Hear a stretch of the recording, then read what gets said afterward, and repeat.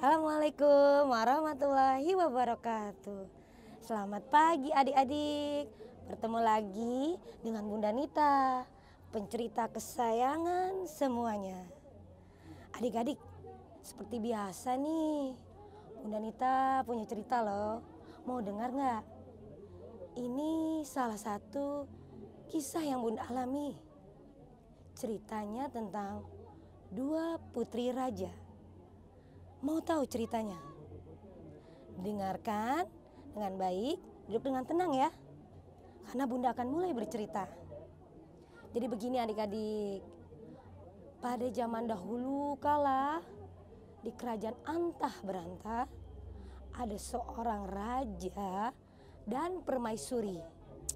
Mereka ini mempunyai dua anak putri yang cantik-cantik. Yang pertama namanya Putri Dewi.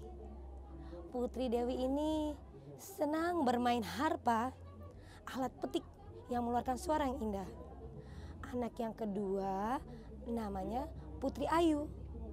Kalau Putri Ayu ini dia senang bernyanyi. Suaranya indah, sangat lembut. Mereka ini dua kakak beradik yang sangat mempunyai bakat. Raja dan ratu ini sangat sayang sama kedua anaknya. Tapi sayang nih adik-adik, di antara Putri Dewi dan Putri Ayu ternyata mereka berdua saling iri. Si Putri Dewi iri. Ih, aku sebel deh sama si Putri Ayu. Orang-orang kayaknya senang banget sama si Putri Ayu karena suara indahnya. Sebel. Wah, si Putri Dewi nih lagi berkeluh kesah sama pembantunya pada suatu siang. Ternyata ya, di kamar yang lain si Putri Dewi juga sedih. Menangis di kamarnya.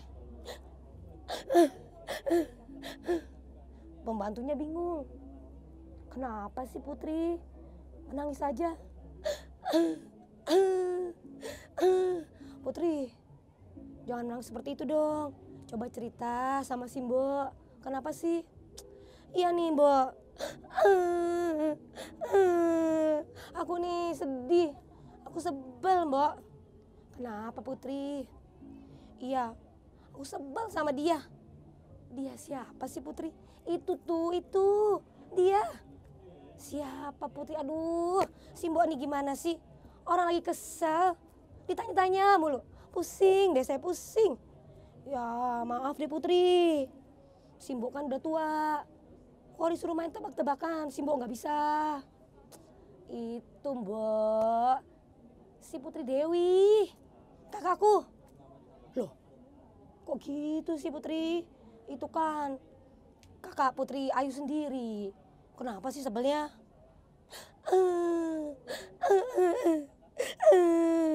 Tuh kok mulai nangis lagi sih Putri. Aduh mulai cerita. Iya, aku sebel sama kakakku sendiri Putri Dewi itu. Orang-orang tuh senang sama si Putri Dewi. Bisa bermain musik harpa. Itu kan susah loh Mbok. Gak bisa semua orang bisa main. Si Putri Dewi itu mainnya dengan indah. Nada-nadanya juga harmoni. Loh, terus kenapa Putri sebel? Tuh, si Mbok nanya lagi. Aku tuh sebelnya Mbok ya. Orang-orang tuh senang sama dia. Sudah cantik, bisa bermain harpa. Sedangkan aku Mbok, siapa yang suka sama aku? Udah Putri Dewi. Putri Dewi jangan seperti itu, jangan sedih. Itu kan kakak Putri Ayu sendiri. Ya, kan Putri Ayu sendiri bisa bernyanyi dengan indah. Jadi gak usah sedih, ya. Kenapa aja aku sedih. Nah, begitulah ternyata adik-adik. Ternyata dua kakak beradik itu, Putri Dewi dan Putri Ayu, ternyata mereka berdua saling iri. Padahal mereka berdua kan punya bakatnya masing-masing, punya kelebihannya masing-masing. Yang satu Putri Dewi bisa bermain harpa. Ini yang satu lagi si Putri Ayu bisa bernyanyi. Kita lanjutkan berikutnya ya. Pada suatu hari raja dan ratu akan merayakan hari lahir kedua anaknya. Wah, Putri Dewi dan Putri Ayu sangat senang sekali. Karena mereka akan berusia 17 tahun. Semua rakyat diundang ke istana dan akan diadakan pesta yang meriah. Sehari semalam dengan makanan-makanannya, dengan hiburannya. Putri Dewi mengajukan kepada ayahnya, "Maaf ayah, bolehkah aku menjadi penyelenggara pesta ini? Saya jamin ayah, pestanya akan berjalan dengan meriah." Sang ayah pun menjawab, "Baiklah, karena kamu anak pertama ayah, ayah akan menunjuk kamu menjadi penyelenggara pesta ini." "Terima kasih ayah." Tapi di sisi lain si Putri Ayu menangis di kamar lagi. Tuh kan, ayah sendiri lebih sayang sama Putri Dewi.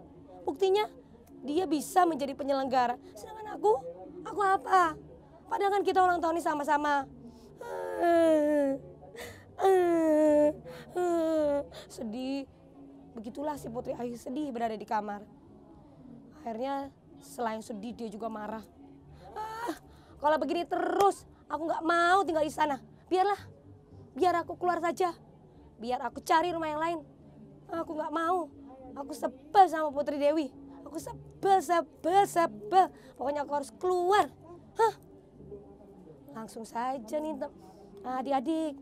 Akhirnya Putri Ayu keluar dari rumahnya. Dengan sedih dan marah dia keluar. Dan ketika berada di sebuah danau, di pinggir danau, Putri Ayu termenung. Duduk di pinggir danau. Ya, merenung sendiri. Dengan tatapan kosong, dia melamun. Kenapa sih aku seperti ini? Kenapa ya tidak ada yang suka sama aku? Aduh, aku ingin menjadi seperti Putri Dewi yang cantik. Tiba-tiba datang seorang nenek-nenek. Nenek-nenek itu datang menghampiri Putri Ayu. "Anakku, Sing Ayu, kok kamu sedih? Kenapa anakku?" "Sudah, jangan takut. Cerita saja sama nenek. Nenek akan berusaha membantu kalau bisa." "Begini Nek, aku sedih Nek, karena aku iri sama kakakku. Kakakku ini cantik." "Loh, anakku sayang, jangan sedih. Masing-masing anak itu, masing-masing orang itu punya kelebihan dan kekurangannya. Kita harus bersyukur." "Begitu ya?" "Iya, tapi aku ingin seperti kakakku." "Loh, tidak bisa semuanya sama. Kalau kakakmu punya kelebihan lain, adikmu kan juga punya. Nah, gini saja, nenek punya pilihan. Baiklah, kalau kamu ingin menjadi seperti kakakmu cantik, tapi suaramu akan hilang. Kamu tidak bisa menyanyi lagi. Gimana?" Kok gitu sih Nek pilihannya?" "Iya, katanya mau cantik seperti kakak. Tapi kan aku nggak bisa nyanyi lagi Nek." "Iya, gimana?" Gak mau Nek. Aku gak mau." Nah, harus seperti itu. Kita harus mensyukuri anugerah yang diberikan Tuhan. Masing-masing itu mempunyai kelebihan dan kekurangannya adik-adik.